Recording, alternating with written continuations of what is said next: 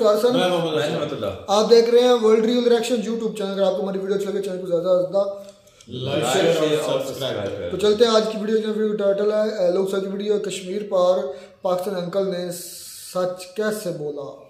तो सच को सच बोलना चाहिए, यही असल में मैं तो कहता हूं असल जवान मर्दी यही है। पहले देखते हैं वीडियो फिर देते हैं इस पर रिएक्शन। नमस्कार दोस्तों, डीडी रेड के एक और रिएक्शन वीडियो में आप सभी का स्वागत है। मैं हूं आलोक। तो आज जो वीडियो लेकर आया हूं निम्रा अहमद का वीडियो है और इसका टाइटल है biggest fan salute to global scale leader Modi ji says Putin. तो जैसा कि आप सबको पता है भाई कि जो पुतिन हैं रशिया के प्रेसिडेंट, उन्होंने बड़ी तारीफ की है भारत की और बड़ी तारीफ की है पीएम मोदी की और कहा है कि उनके जैसा तो अभी लीडर ही नहीं है। एक काम करता हूं, पहले आपको उनकी बातें सुनवा देता हूं, फिर आगे बढ़ते हैं रिएक्शन पर। सुनिए। First of all, let me say that the relations between Russia and India are consistently developing in all the areas, and the main guarantor for that is the policy led by Prime Minister Modi. His Excellency is one of the politicians of the global scale that I was talking about previously without giving the names. I cannot imagine His Excellency Modi getting intimidated or being forced to take any steps or actions that would go against the national interests of India and the people of India. And there is pressure against him, I am aware of that. सुन लिया आपने? तो ये होता है stretcher. तो चलिए देखते हैं कि पाकिस्तान की जनता इस पर क्या कह रही है। दुनिया से मोदी तो शुरू से उनका वो ट्रेड पार्टनर है, स्ट्रेटेजिक पार्टनर है। वो तो शुरू से उनका 71 की वॉर में ये वाले अंकल जी तो पहले भी एक वीडियो में आ चुके हैं। मुझे लग रहा है कि कोई एक रिएक्शन दिया था मैंने, तो उस पर ये वीडियो में अंकल जी आए थे और बड़ी ज्ञानवर्धक बातें इन्होंने कही थी।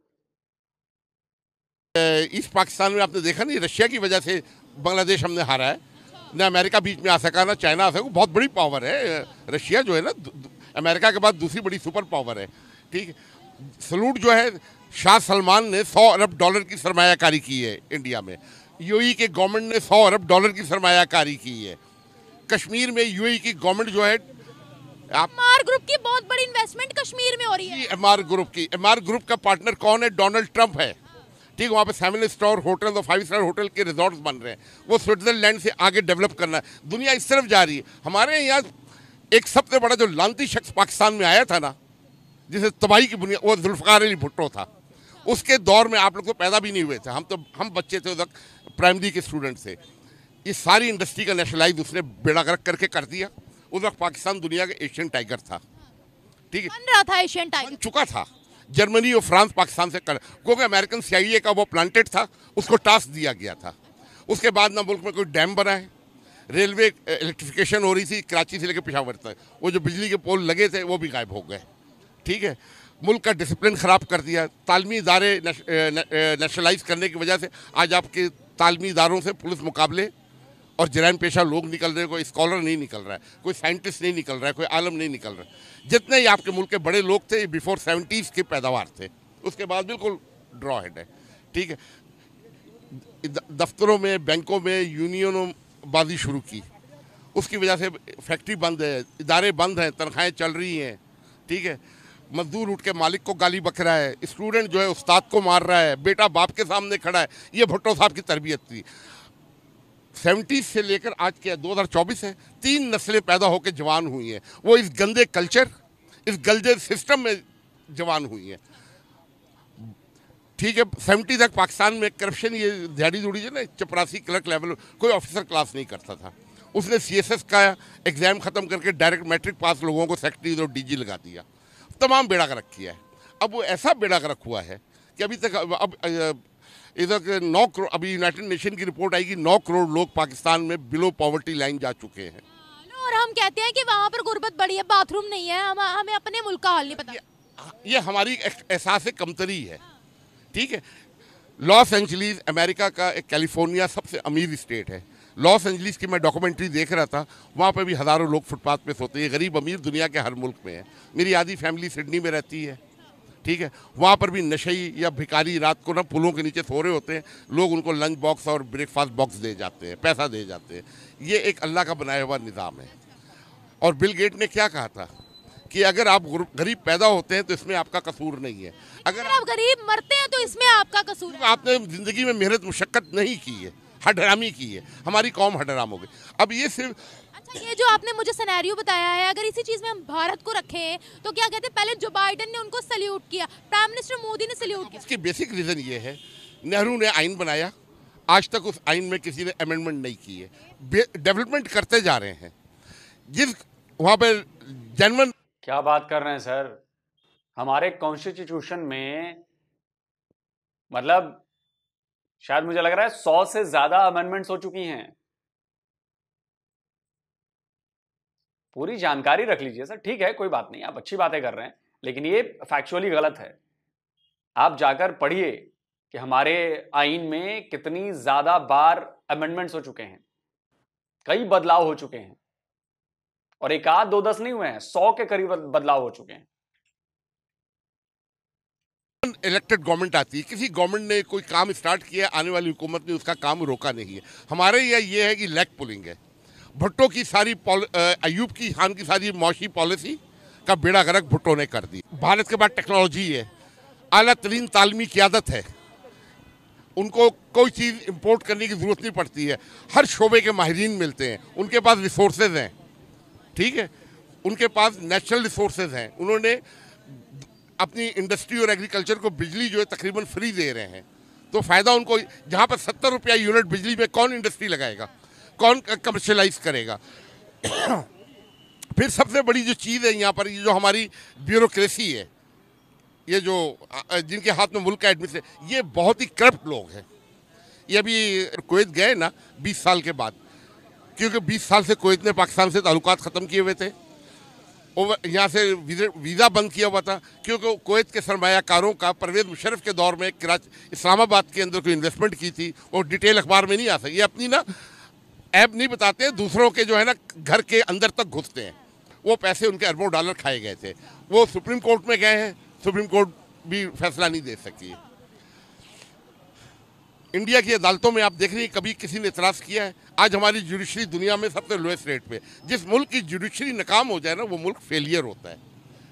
पूरे पाकिस्तान का कानूनी निज़ाम मिल के, पूरी पुलिस फोर्स, पूरी जुडिशरी, किसी गरीब आदमी की ज़मीन पर किसी एक मामूली से बदमाश ने कब्जा कर लिया है ना, तो वो नहीं छुड़ा सकते। अदालतों में जाके देख लें। अच्छा, एक और बात जो व्लादिमीर पुतिन ने पूछी है, उन्होंने बड़ी सोचने वाली बात है, ये एक स्टेटमेंट जो उन्होंने दिया है, उन्होंने बोला है कि प्राइम मिनिस्टर मोदी को कोई दबा नहीं सकता, कोई दबा नहीं सकता। सर, जाहिर बात है, ताकतवर को कौन दबाएगा, कमज़ोर को दबाते। कभी शेर ने गेंडे पे हमला किया है, हाथी पे हमला किया है? वो किस पे करता है? बकरी पे, हरन पे, गाय पर। वो जाहिर बात है कमज़ोर को सब कोई दबाते हैं। पाकिस्तान अपनी मुआशी पॉलिसी, खारजा पॉलिसी, इसमें आज़ाद नहीं है। जरदारी ने अपने जाते वक्त ना वो ईरान से गैस पाइपलाइन का समझौता, वो इतना फ्रूटफुल मंसूबा है पाकिस्तान के लिए। पाकिस्तान की एनर्जी क्राइसिस ख़त्म होता है। जब नवाज शरीफ साहब की गवर्नमेंट आई, अमेरिका ने रोक दिया कि नहीं करना, सैंक्शंस लग गए थे। हमें सैंक्शन नहीं है। अभी रिसेंटली ही आप देख लें, रशिया से जब सस्ता ऑयल खरीदना था, सैंक्शंस लगे, हमने नहीं खरीदा, भारत ने खरीदा। कहा हमने अपनी आवाम के लिए सस्ता तेल लेना, कोई कौन होता है हम पर सैंक्शन लगाने वाला? ईरान से स्मगल आ रहा है, क्योंकि हम खरीदेंगे ना, वो सारे स्मगलर बैठे हुए हैं। ये अफगान ट्रेड उनका चल रहा है, ईरानी तेल उनका इंपोर्ट हो रहा है, ठीक है। वो सैंक्शन का बहाना करके उनकी जेबें भर रही, मुल्क को नुकसान पहुंचा रहे हैं। प्राइम मिनिस्टर, और सर नुकसान तो बहुत बड़ा होने वाला है। विवाद इतना बढ़ गया, पता नहीं पाकिस्तान की आम आवाम को कितना पता है इस बारे में। ईरान ने कहा शायद $14 बिलियन या $18 बिलियन कुछ इस तरह का है जो पेनल्टी लगाने वाला ईरान, क्योंकि उसने उस पाइपलाइन का काम अपने पाकिस्तान बॉर्डर तक अपना काम उसने पूरा कर लिया। उसके आगे की जिम्मेदारी पाकिस्तान के पास थी और पाकिस्तान ने किया नहीं। और उसने कहा कि बेटा ऐसे तो छोड़ूंगा नहीं। वो तो क्लॉज है, उसमें डील में लिखा हुआ है कि अगर आपने पूरा नहीं किया तो आप इतने $18 बिलियन की पेनल्टी है। और अब पाकिस्तान पगलाया हुआ है कि अमेरिका की वजह से हमने नहीं किया, तो अब अमेरिका से कह रहा है कि तुम $18 बिलियन दो, हमारी पेनल्टी लगने वाली है, नहीं तो पेनल्टी माफ करवाओ। और अमेरिका और ईरान में तो पड़ती नहीं है। अब ये कह रहा है कि करो। अब इसमें भी पाकिस्तान सोच रहा है कि मेरी भला से मेरी जेब से ना जाए, या तो अमेरिका से ऐंठ लूं मैं पैसे, क्योंकि तुम्हारी वजह से हुआ है तो ऐंठ लूंगा पैसे। ये भी तरीका है ना कि नहीं करते हैं। अमेरिका को हम चढ़ाएंगे कि भाई तुम्हारी वजह से ये डील कैंसिल किया, अब तुम भरो पैसे, तो अमेरिका दे देगा पैसे, वो अपनी जेब में चले जाएंगे।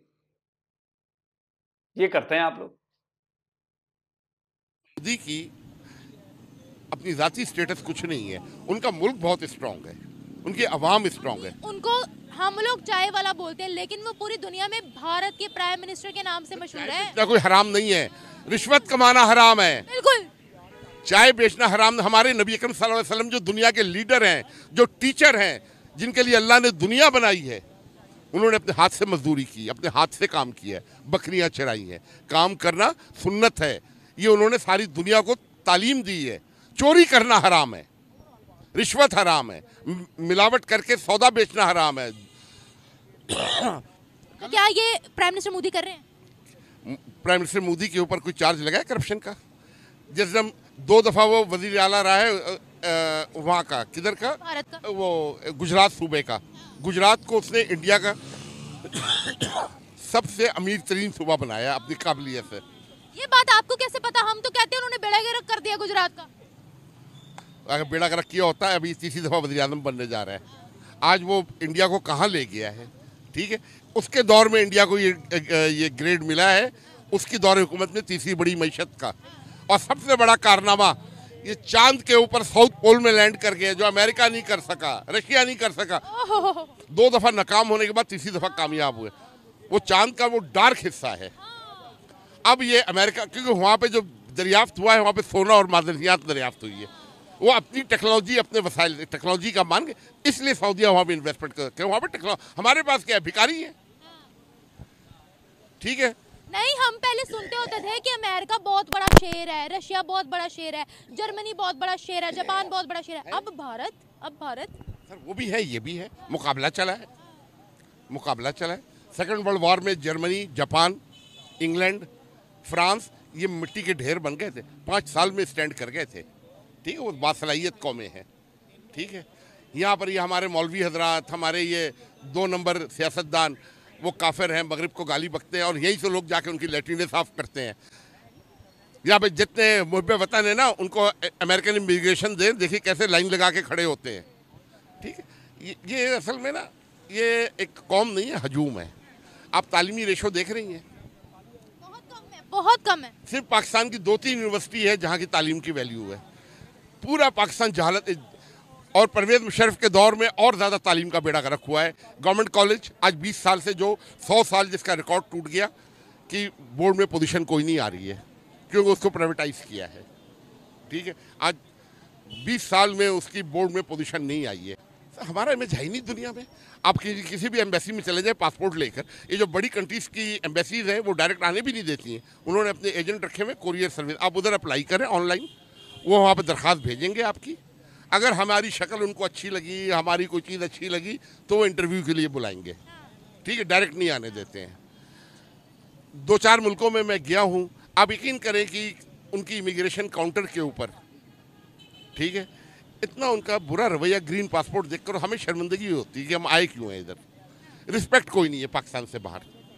अब मैं दुबई चले जाएं, सारा बिजनेस इंडियंस के हाथ में है, सारी दुबई की प्रॉपर्टीज इंडिया, वो हमें बिजनेस वीज़ा नहीं देते हैं। अब उन्होंने वो किया है करोड़ों डॉलर का। अब यहाँ से जितना वो ब्लैक मनी है ना, वो वहाँ पे शिफ्ट हो गया। फिर आपने अभी कश्मीर की बात की है, कश्मीर में दुबई की बहुत बड़ी इन्वेस्टमेंट हो रही है, तो हम तो कहते हैं कि मोदी ने कश्मीर का बेड़ा गर्क कर दिया। कोई नहीं किया है, कोई नहीं किया है। क्या किया है कश्मीर का? वहाँ पर भूख है, नंग है। जब वहाँ पर वो कश्मीरी मुजाहिदीन जब उन पर हमला करेंगे, तो कोई मुल्क अपने मुल्क में दहशत गर्दी पसंद करता है, ठीक है। अब बताइए, दुनिया में कहीं बगैर पासपोर्ट वीज़े के कोई एंटर हो सकता है? 40 लाख अफगानी पाकिस्तान में घुसे हुए हैं। अच्छा, कश्मीर का क्या हाल है इस वक्त? बेहतरीन हाल है। उनको 12 रुपये यूनिट बिजली मिल रही है, हमें 70 रुपये मिल रही है। उधर 20 रुपये किलो प्याज है, इधर 200 रुपये किलो प्याज है। वो दुनिया के तीसरी बड़ी सुपर पावर की बाशिंदे हैं। उनके वो कश्मीरी इंडियन पासपोर्ट होता है ना, कश्मीरी पासपोर्ट, वो लेकर जाएंगे तो उनकी वैल्यू है। हमारा ग्रीन पासपोर्ट अगले उठा के इस तरह फेंकते। थैंक यू सो मच कि आपने इतनी अच्छी बातें की, और कश्मीर को लेकर पहली बार मैं किसी पाकिस्तानी की जबान से ऐसी बातें सुन रहा हूं। नहीं तो हमेशा मैंने नफरत सुनी है, हमेशा ये सुना है कि ओपन जेल बना दिया है, मुसलमानों को कैद करके रखा गया है, ये किया गया है, वो किया गया। पहली बार मैं किसी पाकिस्तानी के मुंह से ये बात सुन रहा हूं कि वहां पर लोग अमनो चैन से हैं, खुश हैं। और जो 12 रुपए वाली बात कही है आपने बिजली वाली, उसमें थोड़ा सा मैं सुधार करना चाहूंगा कि वो 12 रुपए नहीं है। 12 रुपए तो पूरे भारत में कहीं पर नहीं है। मैक्सिमम भारत में जो ऑन एन एवरेज है वो 8 रुपए, 9 रुपए, 7 रुपए ऐसे ही है। 12 रुपए नहीं है। उनको तो और भी सस्ती बिजली मिलती है वहां पर, क्योंकि वहां से हम बिजली बनाते भी हैं।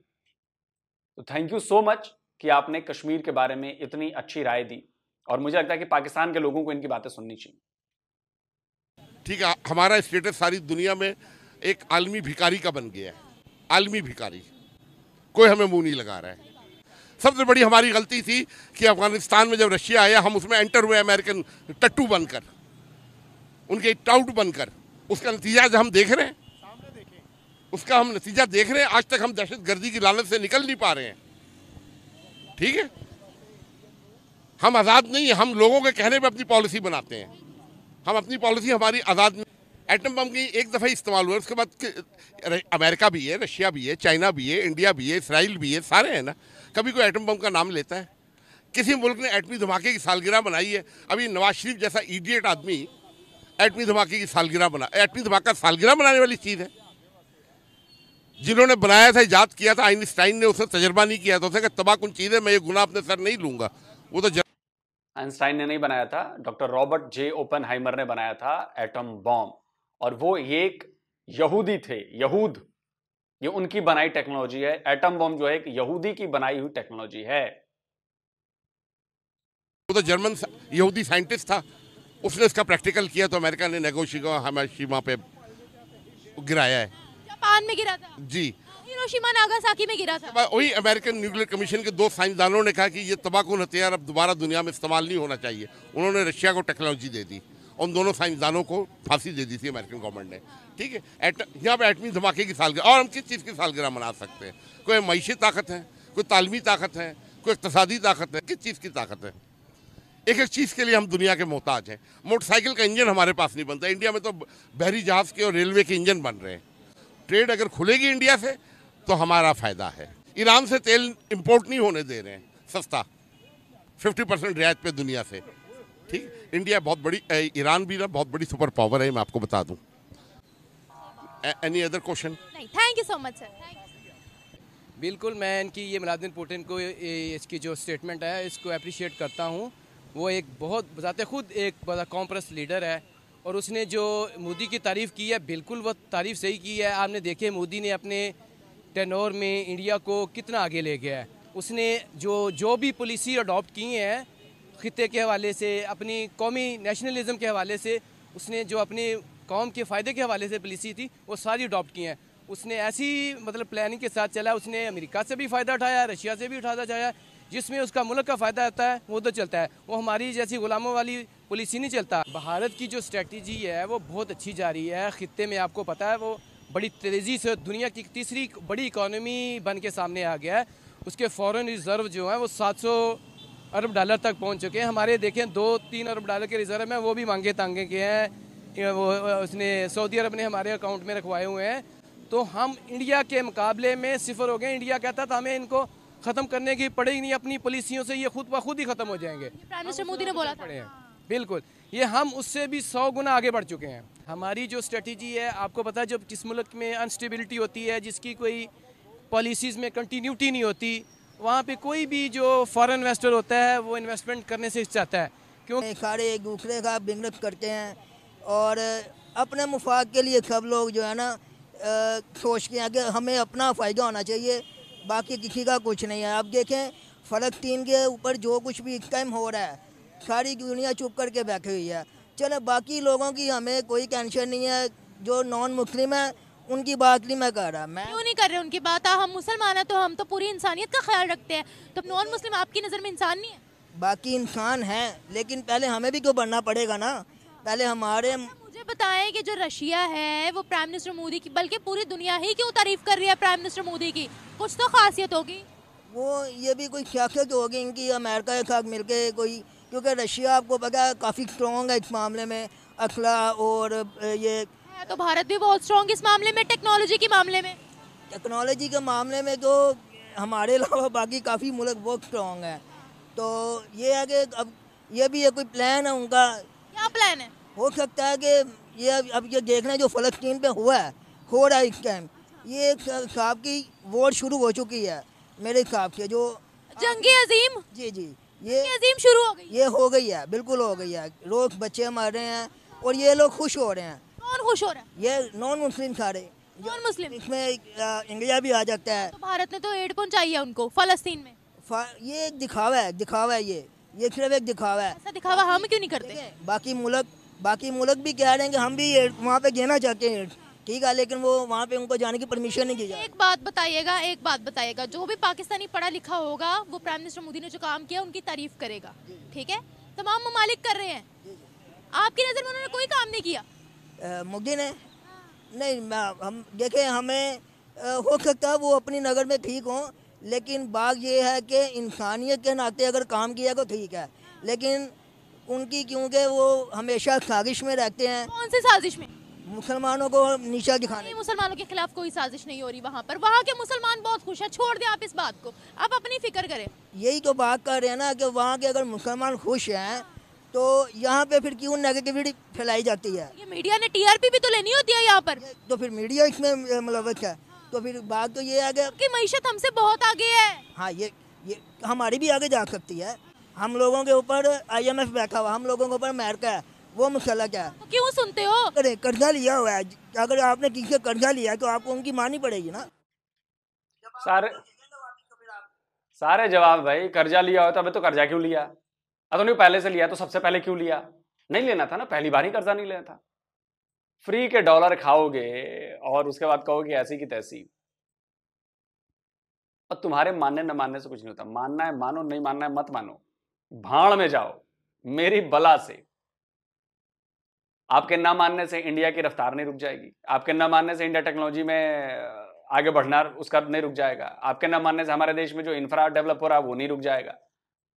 आपके नहीं माने हैं तो क्या हम चांद पर नहीं पहुंच गए हैं? क्या दुनिया जान रही है ना कि हम कहां पर हैं? आप मत मानो, ठीक है, मत मानो। जैसे आप इजराइल को नहीं मानते हो तो क्या इजराइल नहीं है? आप नॉन मुस्लिम को नहीं मानते हो तो क्या नॉन मुस्लिम इस दुनिया में नहीं है? हैं, और बड़े अच्छे से हैं, बड़े मजे से हैं, और उनके मजे और उनकी अच्छाई को देख के आप लोग जलते हो। आप लोग चाहते हो कि हमारी तरह सारे हो जाएं। यकीन रखिए ऐसा नहीं होने वाला।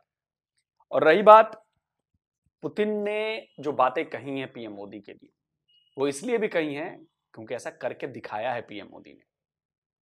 आज से 10 साल पहले आप पता कीजिए कि भारत की इकॉनमी कहां थी, शायद टॉप 10 में भी नहीं थी, या 10वें नंबर पर रही होगी। आज हम दुनिया की 5वीं सबसे बड़ी इकॉनमी बन चुके हैं, चौथा बनने के करीब हैं। और S&P का कहना है कि 2030 तक भारत दुनिया की तीसरी सबसे बड़ी इकॉनमी बन जाएगा।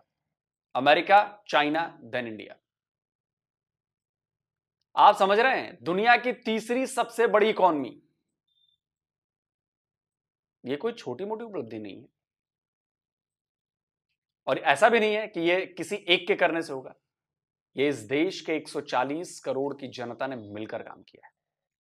और उस 140 करोड़ की जनता को इस देश की सरकारों ने लीड किया है, तब जाकर हुआ है। जो स्टेट्स के हेड हैं, चीफ मिनिस्टर्स, उन्होंने लीड किया है, उन्होंने भी काम किया है, तब जाकर हुआ है। इस काम में इस देश के एक एक निवासी का हाथ है। हाँ, अब जो दूसरी बात एक बात हो रही थी कि भाई आबादी वाला जो लफड़ा है, अब देखिए क्या है, अगर आप ज्यादा बच्चे पैदा करते हैं तो आपको सब्सिडी ज्यादा मिलती हैं, आपको सब कुछ ज्यादा मिलता है। जो काम इंग्लैंड में हुआ कि लोगों ने बच्चे ज्यादा पैदा कर लिए, भाई मुस्लिम माइग्रेंट्स ने, इसमें छुपाना क्या है? और फायदा ज्यादा लेने लगे, काम करते नहीं है, फायदा ले रहे हैं सब स्टेट की पॉलिसीज का। तो इंडिया में मैं यकीन दिलाता हूं बहुत जल्द आपको मिलेगा कि जनसंख्या नियंत्रण कानून आ जाएगा, और जिसके भी 2 से ज्यादा बच्चे हैं उनको किसी भी तरह की सब्सिडी नहीं मिलनी चाहिए। इनमें सारे हैं, इसमें हिंदू, मुसलमान, सिख, जो भी हैं, जिनके भी 2 से ज्यादा बच्चे हैं उनको सब्सिडी नहीं मिलेगी, सरकारी नौकरी नहीं मिलेगी, सहूलियतें नहीं मिलेंगी। ऐसा होना चाहिए। चाइना ने इसी पॉलिसी पर काम किया, उसने तो सिंगल चाइल्ड पॉलिसी कर दी, किसी के मुंह से चैं तक नहीं निकली। और आज देखिए चाइना कहां है। हमारे और उसके जीडीपी के बीच करीब करीब $15 ट्रिलियन का फर्क है। ये फर्क इसीलिए है कि वहां पे सख्ती से कानून का पालन करवाया गया। और नहीं तो यहाँ पर विधवा विलाप शुरू हो जाता है, नहीं नहीं नहीं नहीं, हम तो जातीय जनगणना भी कराएंगे, हम ये तुष्टीकरण करेंगे, हम ये तुष्टीकरण करेंगे, और ऐसा नहीं कर सकते, ये तो प्रहार है। अजी वक्त बदलने वाला है, वक्त बदलने वाला है। बात इसकी नहीं है कि सहूलियतें, बात इसके कि संसाधन सीमित हैं। आबादी ज्यादा बढ़ेगी तो उसे ज्यादा खाना चाहिए, रहने के लिए घर चाहिए, सड़क चाहिए, बिजली चाहिए, पानी चाहिए, नौकरी चाहिए। कहां से आएगा? संसाधन तो उतना ही है,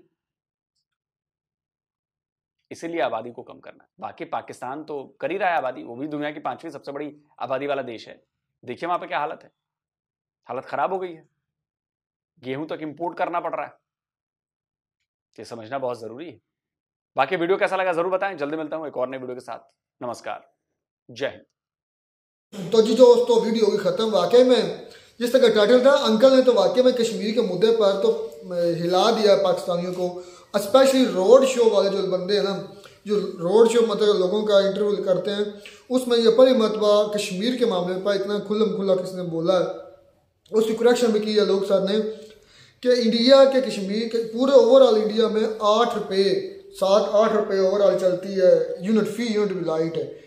तो यकीन कर रहे हैं, ये तो शॉकिंग है, बल्कि शॉकिंग होना भी चाहिए नहीं भी, क्योंकि बात पर जब बात होती है किसी इंडियन से, या जब वो नीचे कमेंट करते हैं तो पढ़ते हैं, वो कहते हैं कि हमारे यहाँ तो 300 यूनिट 200 के 300 यूनिट फ्री बिजली मिलती है। पंजाब की अक्सर अगर स्पेशली बात की जाए, पंजाब के किसानों को 200 के 300 यूनिट फ्री बिजली मिलती है। तो कश्मीर के अंदर तो और भी सस्ती होगी।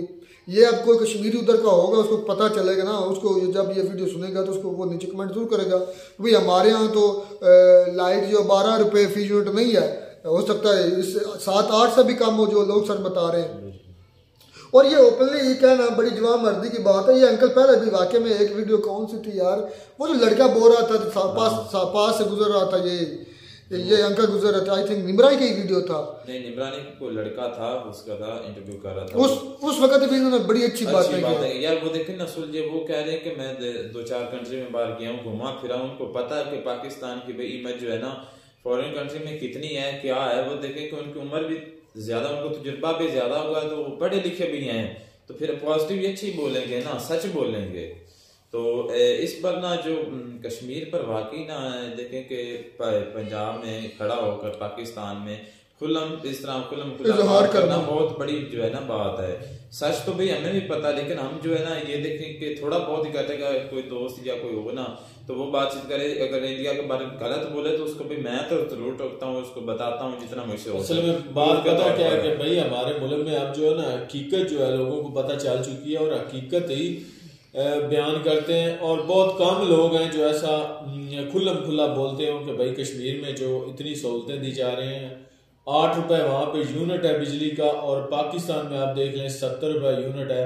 तो उन्होंने बिल्कुल ठीक कहा है कि भाई जितनी सहूलतें कश्मीरियों को मिल रही हैं, जितनी इन्वेस्टमेंट वहाँ पे हो रही है, यूएई पाकिस्तान में 70 नहीं है, आई थिंक अंकल ने यहाँ भी थोड़ा सा गड़बड़ की, 50 से ऊपर ही है यहाँ तक। तो वहाँ पे 200-300 जो यूनिट है वो फ्री है, और यहाँ पे मेरे ख्याल में 150 का बोला है। वहाँ बोलने के बावजूद भी उस पे चार्ज कर लेते हैं, अच्छा खासा बिल आ जाता है 150-200 यूनिट पे।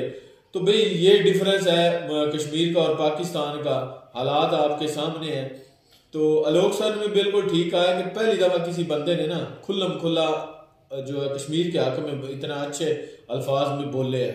अच्छा देखें कि जो लोग अंकल है ना वो भी ये चाहते हैं कि इंडिया पाकिस्तान में ना लोग जो है ना वो सुधर जाएं, वो ठीक हो जाएं। और मैं अक्सर कमेंट्स भी चेक करता रहता हूँ दोस्तों के, वो ये कहते हैं कि हमें इंडिया पाकिस्तान से सिर्फ एक शिकवा है, और वो है कि जो वो टेररिस्ट शुरू से फैलाते थे हमारी कंट्री में, बम ब्लास्ट करवाते थे। और पाकिस्तान समय को भी हम भी चाहते हैं कि पाकिस्तान ठीक हो जाए, पाकिस्तान तरक्की करे, जिसका दुनिया में नाम हो, इससे हमें भी फायदा होगा। तो देखो मैं उस भाई की सोच देख रहा था कि कितनी अच्छी है। देख लें कि हमारे लोग कहते हैं कि इंडिया हमारा दुश्मन है बगैर किसी वजह के, सुनी सुनाई बात पाकिस्तान तरक्की कैसे कर सकता। आप इस बात से अंदाजा लगा लें कि ईरान के साथ उन्होंने मेरे ख्याल में जरदारी के दौर में ये पाइपलाइन का मंसूबा हुआ था, और देख लें कि अब मेरे ख्याल में उन्होंने वो मंसूबा अमेरिका के कहने पर बंद कर दिया। 810 बिलियन मेरे ख्याल में उनको पेनल्टी लगने वाली है। तो अब ये पेनल्टी वादा खिलाफी है ना। अब ये पेनल्टी भी वो अमेरिका से मांगेंगे कि भाई आपकी वजह से हमें पेनल्टी लग रही है। यानी इनकी जो भी बात होती है उन पे कभी पूरा उतरते ही नहीं है, बोलते कुछ है करते कुछ है। मेरी बात सुने ना, होना क्या मैं देखने के आपको पता है जब इमरान खान साहब गए थे रशिया में, बात उन्होंने की थी ट्रेड की ऑयल की, तो उस वक्त भी जो हमारा जो उस वक्त जो था जनरल कमर जवेद बाजवा वगैरह, तो उसने क्या कहा था आप इसको कंडेम करें, तो उन्होंने फिर पीएम मोदी की एग्जांपल दी थी अगर हमारे इमरान खान साहब ने, उन्होंने कहा था कि इंडिया की हिंदुस्तान की देखें कि फॉरेन जो पुलिस हैं पीएम मोदी की देखे कि वो तो ले रहा है भाई, वो तो बात निमरा ने भी की। उसने कहा भाई जब पाकिस्तान की बारी आई तो पाकिस्तान लेट गया अमेरिका के सामने, उसने कंडेम कर दिया यूक्रेन के मसले पे। तो दूसरी तरफ उन्होंने कहा कि भाई मोदी ने अपनी आवाम के लिए खरीदा है ये, क्योंकि वो चाहते थे कि अपनी आवाम को सहूलत दी जाए। तो उन्होंने कहा कि कौन कंट्रियां जो हम पे सैंक्शंस वगैरह लगा दे, तो ये होती है जमहूरियत और ये होते हैं असल लीडर। बिल्कुल बहादुर लीडर है। असल में पता मसला क्या है, एक और बात है, उन्होंने बातें तो काफी ज्यादा लंबी चौड़ी हैं। पीएम मोदी की जो वो तारीफ कर रहे थे यार, 100 बिलियन का जो यूएई ने मतलब के दिया ना उधर उनको कश्मीर के अंदर, मतलब पूरे इंडिया में स्पेशली कश्मीर के अंदर जो उन्होंने प्रोजेक्ट लगाने हैं, तो ऐसा इतना बड़ा प्रोजेक्ट, इतनी ज़्यादा अमाउंट जो पाकिस्तान के अंदर कभी भी नहीं आई, स्पेशली यूए की तरफ से। यूए अगर हमें देता भी है 2 बिलियन 3 बिलियन 4 बिलियन, वो भी हमें बैंक्स में एज आ लोन रखवाता है या एज आ सिक्योरिटी रखवाता है, जब मतलब सिक्योरिटी के तौर पर पाकिस्तान के चले कुछ सपोर्ट मिल जाए। अदरवाइज पाकिस्तान के अंदर मेरा ख्याल इतनी ज्यादा अमाउंट में कभी भी इन्वेस्टमेंट नहीं है। कुवैत वाली मामला देख लेना, फिर उसने जो इन्वेस्ट किया था इधर इस्लामाबाद में, तो वो देखें कि उसका पैसे सारा वो खा गया, तो उधर भी वादा खिलाफी की और उसने सुप्रीम कोर्ट इसी वजह से तो 20 साल कुवैत ने इनके साथ मैंने ये देखा सही उन्होंने भी सही किया है यार। मुझे लगता है अगर हमारी कंट्री को थोड़े बहुत लोग ठीक होते ना, हमारे लीडर हमारे हैंडलर हमारे हुक्मरान है, तो पाकिस्तान की ये कंडीशन है। हम यूए की 100 बिलियन की बात करें, इंडिया के जो फॉरेन रेमिटेंस हैं वही 100 बिलियन से ज्यादा है।